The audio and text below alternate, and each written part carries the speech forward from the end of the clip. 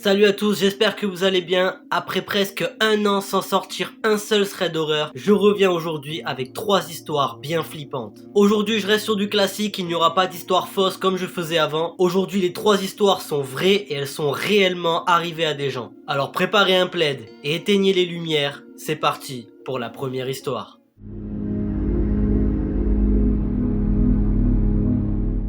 On commence tranquillement avec l'histoire de celui qu'on appellera Max. Lorsque cette histoire est arrivée, Max avait 13 ans et il vivait dans ce qu'il appelle un îlot de maison collé à une forêt. Cette forêt a une particularité, c'est que la moitié est publique et l'autre moitié est privée puisqu'elle appartient à un château. Un jour arrive où Max et son ami décident d'aller dans cette forêt mais dans la partie propriété privée du château. Ils ont 13 ans, l'excitation du fait que c'est interdit, plus comme il l'explique l'ambiance de ce château qui fait peur, on en arrive très vite à prendre des décisions de merde. Et justement, Max et son ami vont traverser la forêt, continuer le chemin jusqu'à arriver devant le château. Arrivés sur place, bien entendu, ils décident de faire le tour du château pour explorer un petit peu les environs, mais en continuant sur le chemin, ils tombent sur une vieille croix de cimetière à moitié détruite, avec en fond une immense statue. Je le rappelle, ils n'ont que 13 ans, et alors là, immédiatement, ils se chient dessus. Ils décident donc de faire demi-tour et de rentrer chez eux, mais c'est là que les choses se gâtent. Lorsqu'il se retourne, Max voit un homme sorti de nulle part qui commence à marcher dans leur direction. Très logiquement à ce moment-là, il pense que c'est soit un garde, soit le propriétaire du château, alors avant de se faire remarquer, il décide de vite partir. Max et son ami commencent donc à marcher en direction du retour, mais l'homme se retrouve très vite derrière eux, à tel point que Max peut se rendre compte que l'homme a les cheveux longs et gris et qu'il est habillé tout en blanc. Bon, ça n'a rien de suspect, commencez pas à flipper dès que vous apercevrez un mec habillé tout en blanc. Max nous explique que plus ils accélèrent, plus l'homme derrière accélère aussi. Ça, c'est suspect. Ils arrivent enfin à sortir de la partie forêt qui appartient au château, et au moment où on pourrait se dire que ça y est, c'est terminé, Max se retourne pour voir l'homme taper le meilleur sprint de sa vie en direction de Max lui-même. À ce moment-là, il est terrifié, il bouge plus, il reste pétrifié, il arrive même pas à crier, et au moment où il pense que c'est terminé, son ami l'attrape par le bras et le tire pour le faire réagir et qu'il parte en courant. Ils sortent entièrement de la forêt, courent jusqu'à la maison de Max et s'enferment dans sa chambre. Mais au moment où Max se met à la fenêtre pour regarder si l'homme est encore là, il le voit devant chez lui, le regarder, il lui sourit, puis repart en direction de la forêt. Max a eu beaucoup de mal à dormir dans les jours qui ont suivi, surtout lorsqu'il a appris aux infos qu'un homme avait été arrêté dans cette forêt pour exhibitionnisme, qu'il avait un casier judiciaire et qu'il était déjà recherché par la police avant. Depuis, Max n'arrête pas de se demander ce qui se serait passé si l'homme avait réussi à les rattraper ou tout simplement si son ami ne l'avait pas tiré par le bras pour le faire réagir et partir en courant. Voilà pour cette première histoire qui met déjà bien dans l'ambiance et qui vient de refroidir tous ceux qui avaient prévu de faire une rando en forêt ou juste d'aller camper. Mais prenez pas encore la confiance parce qu'on passe tout de suite à la seconde histoire.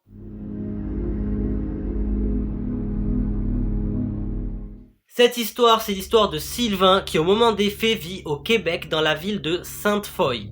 Il explique qu'en temps normal c'est un endroit assez calme, mais que ce soir-là, ça ne l'a pas du tout été pour lui et sa copine. Ce soir-là, il est environ 2h du matin, Sylvain est assez insomniaque et il vient à peine de poser son téléphone pour commencer à dormir. Mais à ce moment-là, il commence à entendre des bruits de pas qui se rapprochent de sa fenêtre.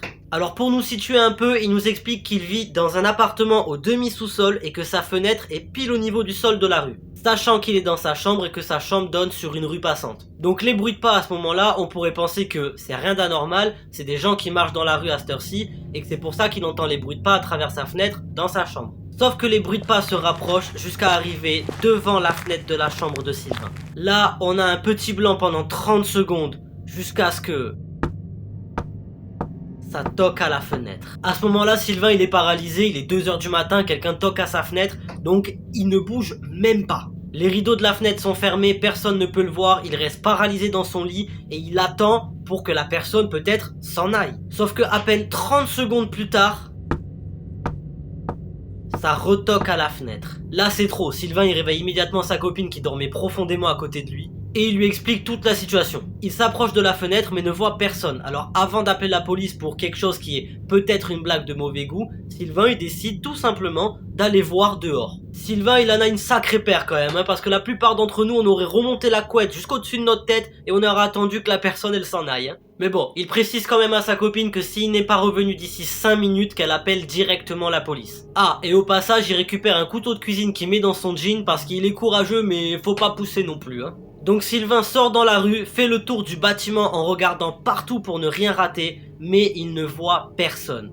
Pas un chat dans les rues ce soir-là. Il décide de rentrer chez lui, explique à sa copine qu'il n'a rien vu et il lui dit qu'elle peut donc se recoucher. Sauf que lui, il est encore sous adrénaline et il est pas prêt de se rendormir. Alors il décide de faire le guet à la fenêtre au cas où quelqu'un décide de revenir. Il décide donc de se placer devant sa fenêtre et il met les rideaux de manière à ce que lui puisse voir la rue, mais que de la rue on ne puisse pas le voir. Il a à peine le temps d'attendre quelques minutes en regardant la rue pour voir une silhouette noire tourner au coin et se rapprocher de sa fenêtre. Il ouvre immédiatement les rideaux pour montrer sa présence et il a à peine le temps de voir le visage de la personne en face de lui avant qu'elle ne parte en courant. Sylvain, toujours avec son couteau de cuisine, part en courant dans la rue, mais il est déjà trop tard, la seule chose qu'il voit, c'est le dos d'une personne habillée tout en noir, en train de courir en direction d'un parc un peu plus loin. Ce soir-là, Sylvain va donc retourner chez lui, mais il ne réussira pas à retrouver le sommeil, ce qui se comprend parfaitement. Avec du recul avec sa copine, il pense à des repérages de cambriolage pour savoir si les gens sont présents chez eux, ou s'ils dorment assez profondément pour pouvoir les cambrioler pendant leur sommeil.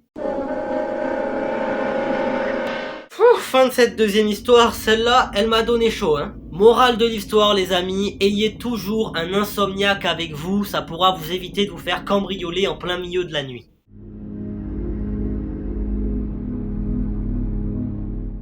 On termine avec l'histoire de Paul. Sa copine a acheté un appartement au premier étage d'un immeuble et lui, il a emménagé avec elle il y a à peine un peu plus de 3 mois. C'est leur premier appartement, donc ils ont les problèmes du quotidien, mais au milieu de tout ça, un problème ressort. Un problème assez fréquent pour beaucoup de monde, le voisin du dessus fait énormément de bruit. Paul nous explique que les bruits ce sont des bruits sourds et que tous les soirs entre 3h et 4h du matin, il se réveille en sursaut à cause de ce bruit, comme si quelqu'un traînait ou poussait un meuble en plein milieu de la nuit. Les jours passent et on arrive à ce fameux soir. Paul il est tout seul ce soir-là, sa copine est partie en vacances et vu qu'il a des examens dans pas longtemps, il passe la soirée à réviser. Sauf que d'un coup, il se met à entendre ces bruits à l'étage, sauf que là on dirait plutôt quelqu'un qui frappe sur le mur avec un marteau. Alors le fait que son voisin fasse des travaux, ça ne le dérange pas du tout, le problème c'est qu'il est 1h du matin. Et là effectivement frérot, tu casses les couilles.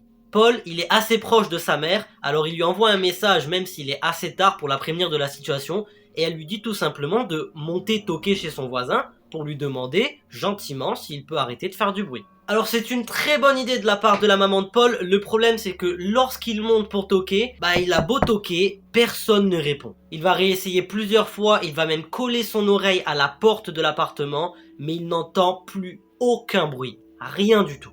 Bon, à ce moment-là, il est quand même presque 2h du matin, donc il décide de rentrer chez lui et d'aller se coucher. Le lendemain, il se réveille assez tôt, mais les bruits recommencent. Là, Paul, il en peut plus, il en a clairement marre, alors il décide directement de passer par le gardien de l'immeuble. Il l'appelle, mais le gardien il est occupé, donc Paul lui laisse un message où il lui explique la situation, il lui donne le numéro de l'appartement, il lui explique les bruits, tout ce qui se passe en entier. Vers 14h, le gardien rappelle Paul et lui dit qu'il va tout simplement examiner les plans de l'immeuble pour savoir qui est le locataire ou le propriétaire de cet appartement et pouvoir régler la situation pour que Paul et sa copine soient de nouveau tranquilles. Sauf que le gardien, il va rappeler Paul et là il va lui dire une phrase qui va clairement glacer le sang de Paul. Il va lui dire « Excusez-moi, vous avez dû vous tromper parce que l'appartement au-dessus du vôtre n'est habité par personne. » À ce moment-là, Paul, il bégaye un peu, parce que les bruits, lui, il les entend bien, sauf que le gardien, il lui dit qu'il n'y a personne là-haut. Donc avec le gardien, ils vont revérifier les plans plusieurs fois pour être sûr qu'il se trompe pas d'immeuble, qu'il se trompe pas d'appartement, et être sûr qu'il y a bel et bien personne dans cet appartement. Et le gardien va même jusqu'à lui proposer, s'il veut,